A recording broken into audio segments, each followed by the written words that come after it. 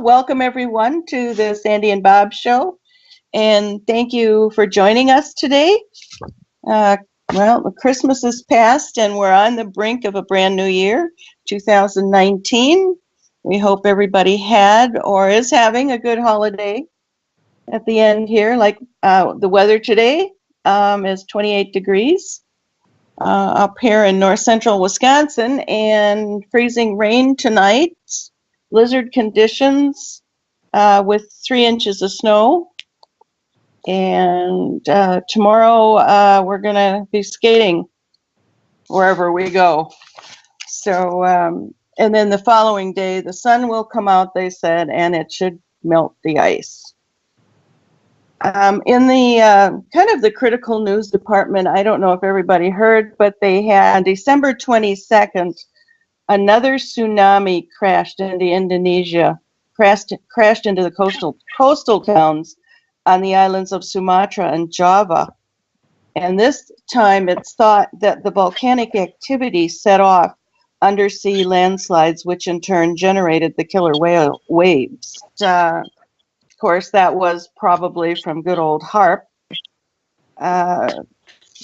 What they're doing, and of course that line of that volcano, it is Krakatau, Krakatau, and it is in that proverbial ring of fire. So those islands, and Indonesia has no way right now of warning people that anything is coming in the tsunami venue. So they're looking at this next year of putting something in place. So, and then they warn people, well, don't go to the beach and don't, go into any coastal towns. There were a lot of people killed, about 500, and there were a lot of people injured, and there were a lot of people displaced this time. So that's going on right now. So, you want to talk about the first tsunami? Why don't you? All right, they attribute this last tsunami in Indonesia to natural causes, earthquakes and that sort of thing, which may or may not be true. But the first one a few years ago, where they had that horrendous tsunami that wiped out 2004, wasn't it? 2004. Well, it wiped out over 100,000 people, and the tsunami. They had videos of it, like on one of the towns. It looked like a 30 or 40 foot high tsunami going up on shore. Well, there was one area where the people were in their hotels near the beach, and all of a sudden all the animals started heading up the hill and away from the water, and the people watched the water, the beachfront water started receding, and the water, I heard, receded as much as 300 feet away from the shore, which is typical of when a tsunami comes. The waterfront recedes, and that's your first clue that you better hightail it to high ground. Well, anyway, they said that tsunami was caused by a natural earthquake. However, there was two kind of interesting things that took place at the same time. One thing that took place was out in the ocean near Indonesia. There's a very deep trench, and as I recall, it's over 17,000 feet deep. And right after that tsunami, for months, they had these strange sea creatures that belonged at 17,000 feet deep, rising to the surface and floating on the surface. And that would be more indicative of a nuclear explosion going off, killing these creatures, and then they floated to the surface. And they were, the people, a lot of the scientists were amazed at the strange nature of these creatures, many of which had never been seen before. Well, if that wasn't a clue to a underground or a real deep nuclear explosion, there was another interesting thing. The United States Navy was Johnny on the spot. Right back behind some of the islands of Indonesia, they had a couple hospital ships waiting in the wings to rush in after the tsunami to provide emergency medical services, and one of which was a huge carrier, and it was fully decked out with medical equipment, medical supplies, extra doctors, everything they needed to help the survivors of Indonesia. And as soon as the tsunami died down, that thing came charging around the islands, right out in front where the majority of people had been killed and where all the survivors were. So there was a lot more to that first tsunami than just a little natural quake offshore somewhere. So I thought that was kind of interesting. Andy?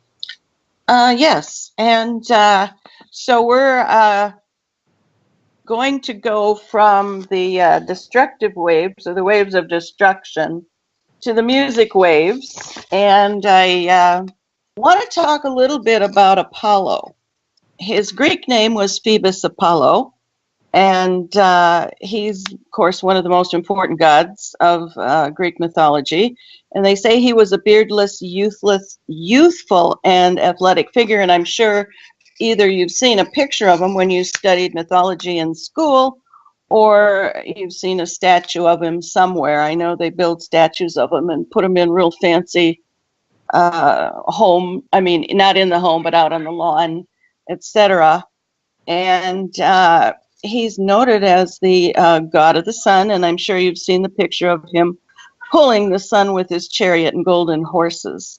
They say his appearance was golden, shimmering with golden hair and a muscular physique. Symbols associated with Apollo include golden chariot, bows and arrows, the raven, the lyre, the wolf, deer, and the laurel tree.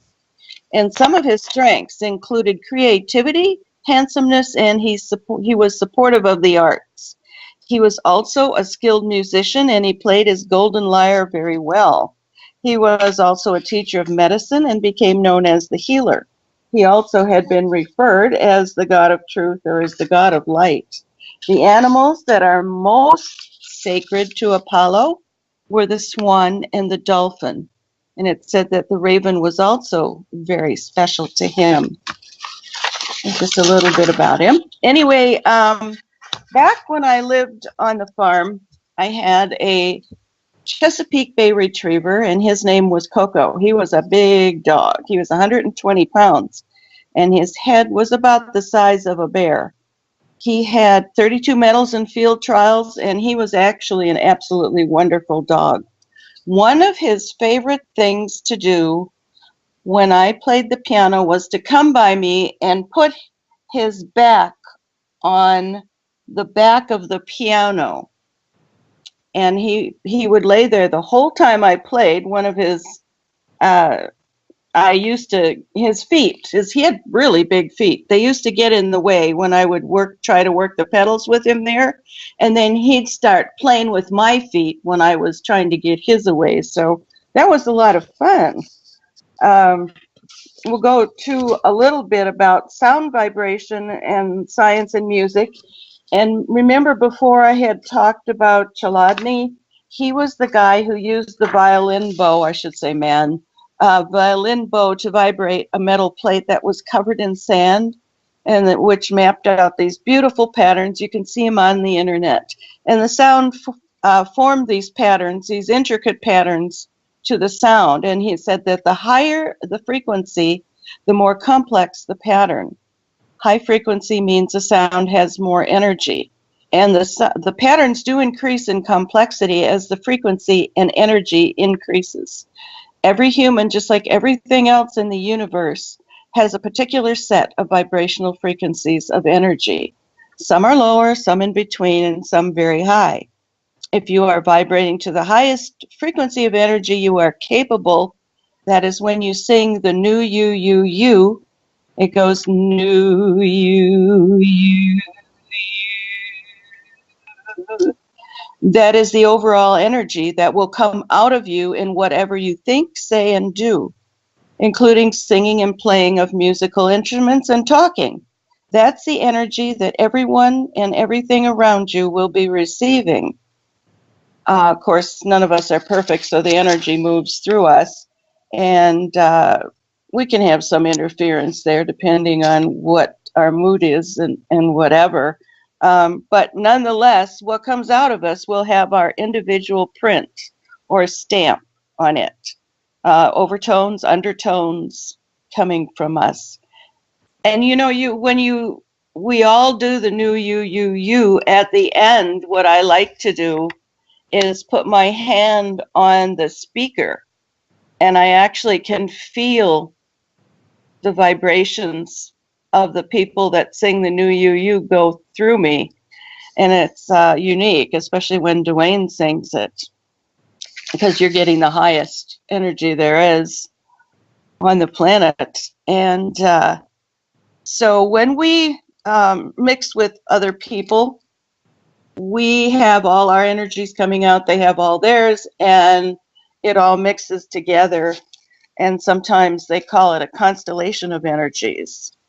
The closer that all the people are tuned to the highest vibration we can attain, in other words, like I said, when we sing the new you, the more they choose to align to it, the more harmonious their singing and music and talking will be. When you sing the new you stay in tune with this wonderful frequency. For example, if you sing, if you speak, or you play music, those vibrational frequencies of the sounds that will be coming out of you will go to anyone hearing this, and then they can resonate to those frequencies. My dog Coco, I'll go back to him, was pretty much in tune with me. When I had him out in the field and we were running through our disciplines, a lot of times all I had to do is think what I wanted him to do, and he would do it. And this is a major accomplishment for the hard-headedness that the breed is known for. It was after we moved off the farm and we put Coco in a dog run that the following happened. The run was quite large. It took up the whole length of our yard. And so we thought he would be okay. We put the female in with him. Her name was Dasher. Well, he took to barking and barking and barking. It was like he wouldn't stop all day. And it was like, oh my gosh, I was at my wit's end with his barking. So what I did is I mentally took a broom and I hit his back end with the straw part. At that point, he looked towards the house and he went running into his doghouse so fast. And that day he was done barking, but he still liked to bark. He didn't like to be cooped up because I gave him total freedom on the farm. So it was quite different for him, and I don't think he liked it real well. I brought him in the house sometimes, but not real often when we had the new house. If I had had access to the new you at that point, I would have sung it to him, and I'm sure things may have turned out differently. Now, they go with music can actually make you smarter. It was said that it engages different parts of the brain, how humans memorize tunes and lyrics, or how different types of melodies and rhythms elicit different responses. I had the, I should say privilege, one of the gals, my gal friends in Naples, we had another friend who had a father with Parkinson's disease. Now she wanted a rest from taking care of him 24/7, so we said we would stay a couple of days with him and help her out. He was a known musician. He had played the piano, organ, and trumpet. And now with his Parkinson's, he shook all the time. He needed assistance, even with a walker, to stand up and walk a little bit. His shaking was was huge. And so since he was a musician, I found some music of his in the house, and she had an organ there. And so my girlfriend and I managed to get him on the seat of the organ, turned it on, and he started, playing, again, with the keys. It was amazing. He started getting the rhythm in his body from the songs, and he didn't play bad, believe it or not, even though he was shaking a lot. He knew how to play it. And his whole demeanor changed. He was smiling, he was laughing, he was having a darn good time. Prior to that, of course, depression had set in quite a bit, and when our friend returned on the second day, the end of the second day, we told her that he really loved that and that he seemed to be much better after that. So it has a definite effect on our bodies. They say it's even best for those who begin playing an instrument or singing at a younger age.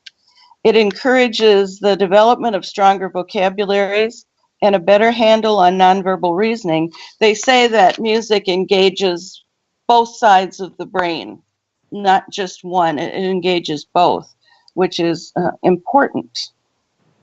And this includes the visual, the auditory, and your motor areas. So it's music is wonderful. It's been used in healing rituals around the world. I know Pythagoras was well known for having used music to heal people. He had different rooms, and there he would put a certain person who had a specific problem, whether physical, emotional, or mental, and he would call on the musician that he thought would help or heal the person, whether it was a harpist, whether it was another instrument of the time. Pythagoras would put the person in with the musician in with the person and have them play for them. Also, Plato used music to treat anxiety. So Aristotle was categorized music as a therapeutic tool, particularly to treat those with volatile emotions. So music and the sound, especially the new you, is so important.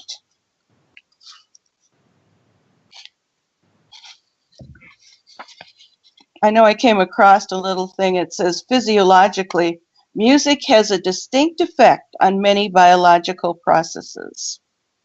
It inhibits the occurrence of fatigue as well as changes the pulse and respiration rates and external blood pressure levels, lowers it. So they're doing a lot of research now. I know I always like to clean the house to a fast piece of music. The can is one of them where I can whiz through the house on that. I'm not going to play something like Zamfir's flutes, just to clean, because I wouldn't be cleaning much. I'd be sitting listening to them. And they're saying that singing in the shower is actually good for you. It's very good for the seniors, it's said, to sing out loud, especially the elderly. It can and improves the brain functionality, suffering from conditions as aphasia and Parkinson's. And I already told you about the man who had Parkinson's. In addition, many seniors live alone, and they're limited in their mobility due to chronic conditions such as arthritis and on our budgets. It's hard to find easy and affordable activities that keep them engaged and connected. So music steps in. I used to sing at a lot of retired homes, or what do they call that? The assisted living homes in Wausau. And they would gather a whole group of people, and they actually become energized when you do music. I had they wheeled in a man, a very young man, who was injured in a car accident, and he was paralyzed basically from the neck on down. And so they put his bed up a little bit so he could see. And when I was singing, I saw him smile, and he actually, I saw, and so did a few other people, the nurse that was when he moved an arm. So I know it has, music and vibrations has an effect on everybody. So when you sing that beautiful new you, you are really doing something great.